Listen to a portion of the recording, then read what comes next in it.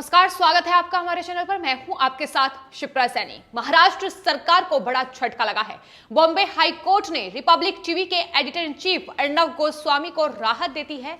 दरअसल इंटीरियर अन्वय नाइक आत्महत्या मामले में अलीबाग कोर्ट ने अर्णव गोस्वामी को यह राहत दी है।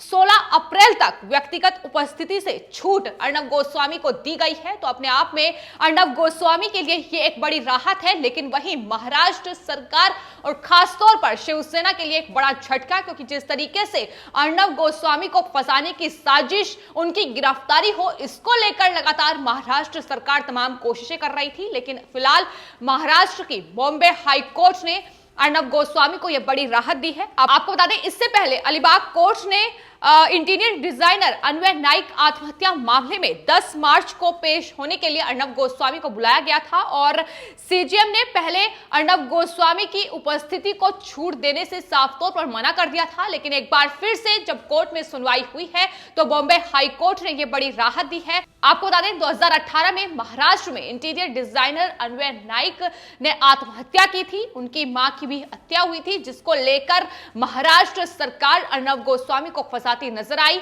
2020 में इस मामले को लेकर उनकी गिरफ्तारी भी हुई। इसके अलावा 2 और लोगों को गिरफ्तार किया गया, लेकिन उसके बाद बॉम्बे हाई कोर्ट से उन्हें जमानत मिल गई। लेकिन फिलहाल ये मामला कोर्ट में चल रहा है, जिसको लेकर महाराष्ट्र सरकार लगातार अर्णव गोस्वामी को घेरती नजर आ रही थी और कोशिश ये थी कि दरअसल अर्णव गोस्वामी को गिरफ्तार किया जाए। लेकिन एक बार फिर बॉम्बे हाई कोर्ट ने बड़ी राहत अर्णव गोस्वामी को दे दी है। दरअसल ये पूरा मामला 2 लोगों के सुसाइड केस से जुड़ा हुआ है। 2018 का ये मामला है, जिसमें अन्वय नाइक और साथ ही उनकी मां के आत्महत्या का ये मामला है। लेकिन इसको लेकर आरोप ये है कि दरअसल 2018 में इंटीरियर डिजाइनर और उसकी मां ने सुसाइड कर लिया था, क्योंकि उनका बकाया रिपब्लिक टीवी ने नहीं चुकाया था। और इसको लेकर तमाम आरोप रिपब्लिक टीवी के editor in chief Arnab Goswami पर लगाए गए, लेकिन उन्होंने तमाम इन आरोपों को खारिज कर दिया। कोर्ट में जो आरोप पत्र में उन्होंने दावा किया है,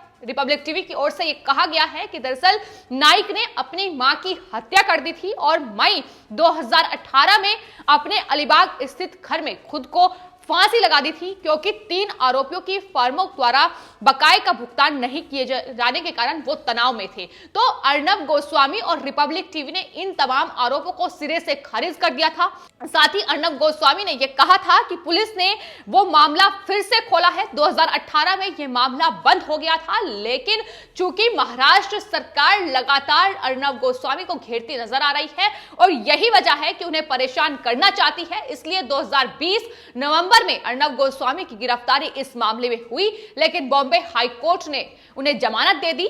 लेकिन जिस तरीके से महाराष्ट्र सरकार लगातार अर्णव गोस्वामी रिपब्लिक टीवी को निशाना बना रही है, उसको लेकर तमाम जो जवाब हैं वो रिपब्लिक टीवी की ओर से भी महाराष्ट्र सरकार को दिए जा रहे हैं। जाहिर सी बात है, जिस तरीके से महाराष्ट्र में तमाम ऐसे मुद्दे सामने आए हैं, तमाम ऐसे केस सामने आए हैं, जिसको लेकर रिपब्लिक टीवी ने अपनी आवाज बुलंद की है और यही वजह है कि बड़े स्तर पर उन्हें परेशान करने की कोशिश भी की गई। उनकी गिरफ्तारी हुई, उनके परिवार को परेशान किया गया, उनके घर में जिस तरीके से छानबीन की गई, उनके बेटे के साथ मारपीट की गई, जो दावा अर्णव गोस्वामी ने किया था। तो तमाम तरीके से उन्हें परेशान करने की कोशिश महाराष्ट्र पुलिस ने तमाम केस में की है। फिर चाहे वो टीआरपी का मामला हो या फिर ये अन्वय नाइक की जो आत्महत्या का मामला है वो मामला हो, तो तमाम तरीके से उन्हें परेशान किया गया है। और हाल ही में रिपब्लिक टीवी के जब 2 साल पूरे हुए तो इस पर अर्णव गोस्वामी ने साफ तौर पर कहा कि ये 2 साल जो थे ये बेहद चुनौतीपूर्ण थे। जिस तरीके से उन्हें तमाम तरीके से परेशान करने की कोशिश की गई, उनके खिलाफ षड्यंत्र रचा गया। ना सिर्फ कुछ राज्यों की सरकारों ने उनके खिलाफ षड्यंत्र रचा, बल्कि उन्होंने कहा कि नेताओं और पुलिस वालों से ज्यादा मीडिया के लोगों ने उनके खिलाफ साजिश रची है। अर्णव गोस्वामी ने रिपब्लिक टीवी के 2 साल पूरे होने पर यह भी कहा कि 2 साल पूरे हो गए हैं, लेकिन बहुत साजिशें रची गई हैं और महाभारत काल में जैसे अर्जुन को मछली की आंख दिखाई देती थी, वैसे ही हमें सच दिखाई देता है। 2 साल में हमने यही किया है। साथ ही उन्होंने कहा कि साजिशें, धमकियां और साथ ही जिस तरीके से उन पर हमले हुए हैं, मुंबई के बीचों बीच एसिड अटैक की कोशिश भी अर्णव गोस्वामी पर की गई। उन्होंने कहा कि सत्ता में बैठे लोग हमारी पत्रकारिता से इतने परेशान हो गए थे, इतने बेचैन हो गए थे कि मुझे जेल तक जाना पड़ा, मुझे जेल में डाला गया। महाराष्ट्र की पुलिस ने जिस तरीके से अर्णव गोस्वामी पर तमाम टॉर्चर करने की कोशिश की, उसका जिक्र भी उन्होंने साफ तौर पर कहा कि सत्ता के लालच में ये लोग इतने अंधे हो चुके हैं कि इन्हें सच नहीं दिखाई दे रहा है और हम राष्ट्रभक्त हैं, ये भी साफ तौर पर उनके द्वारा कहा गया। तो जिस तरीके से महाराष्ट्र सरकार ने न सिर्फ अन्वय नाइक की जो आत्महत्या का मामला था उसमें अर्णव गोस्वामी को फंसाने की पूरी कोशिश कर रहे हैं, बल्कि जो फर्जी टीआरपी केस का मामला है उस पर भी लगातार अर्णव गोस्वामी मुश्किल में फंसते नजर आए थे। उनके तमाम पत्रकार जो महाराष्ट्र में काम कर रहे हैं उन्हें डराने और धमकाने की कोशिश महाराष्ट्र सरकार की ओर से हर रोज की गई। यही वजह है कि रिपब्लिक टीवी के editor in chief Arnab Goswami ने इस बात का भी जवाब दिया कि जब पालघर के केस को दबाने की साजिश हुई तो हमने साधुओं को इंसाफ दिलाने की लड़ाई लड़ी। शाहीन बाग में रची गई साजिश का पूरा सच हमने दिखाया।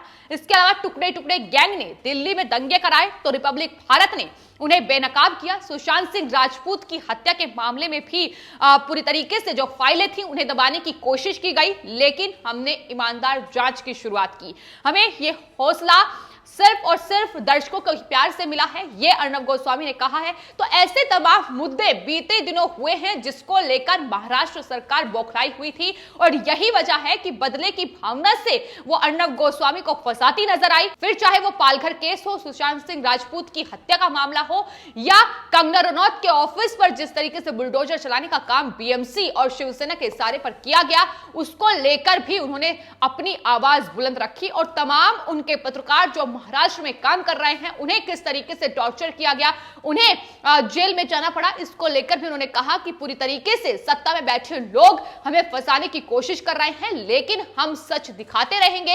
ये बुलंद आवाज लगातार रिपब्लिक टीवी की जारी रहेगी।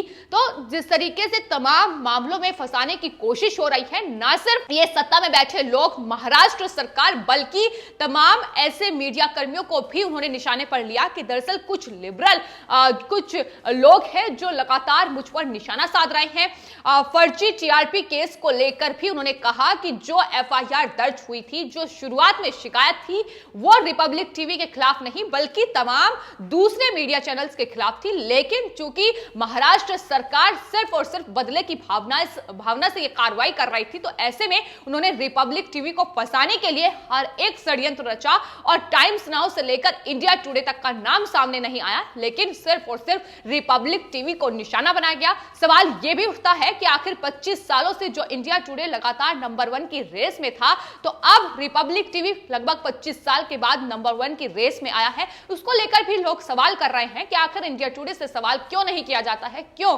रिपब्लिक टीवी को फंसाने की पूरी कोशिश हो रही है।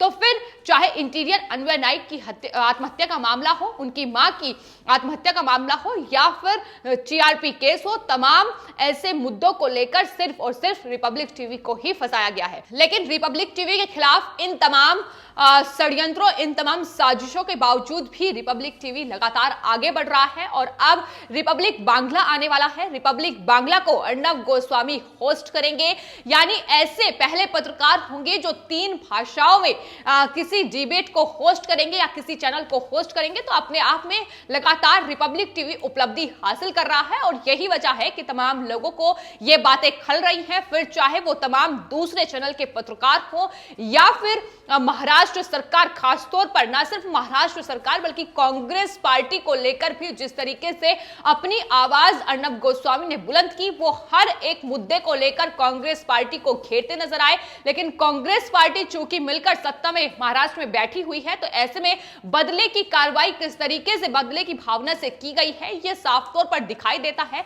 फिलहाल बॉम्बे हाईकोर्ट ने बड़ी राहत अर्णव गोस्वामी को दे दी है। वहीं अगर फर्जी टीआरपी केस की बात भी की जाए तो उसको लेकर भी हर एक कोशिश हुई थी कि अर्णव गोस्वामी को जेल में भेजा जाए, उन्हें एक बार फिर से तमाम मामलों में फंसाया जाए, लेकिन फिलहाल उन्हें राहत मिली हुई है और एक बार फिर से 16 अप्रैल तक बॉम्बे हाई कोर्ट ने अन्वय नाइक आत्महत्या मामले में अलीबाग कोर्ट में व्यक्तिगत उपस्थिति से अर्णव गोस्वामी को छूट देती है, जो अपने आप में महाराष्ट्र सरकार के लिए एक बड़ा झटका है। लेकिन महाराष्ट्र सरकार की बौखलाहट लगातार बढ़ रही है, न सिर्फ अर्णव गोस्वामी के मामले को लेकर उन पर तमाम फर्जी केसों केसों को लेकर, बल्कि फिर चाहे केंद्र सरकार पर निशाना साधना हो, उसको लेकर भी केंद्र सरकार को शिवसेना घेरती नजर आई है कि दरअसल अर्नब गोस्वामी को बचाने का काम कर रहे हैं। लेकिन अर्नब गोस्वामी, जो कि रिपब्लिक टीवी के एडिटर इन चीफ है, उनका साफ तौर पर कहना है कि राष्ट्रभक्ति हमारी रगों में है और हम राष्ट्र के लिए अपनी आवाज बुलंद करेंगे,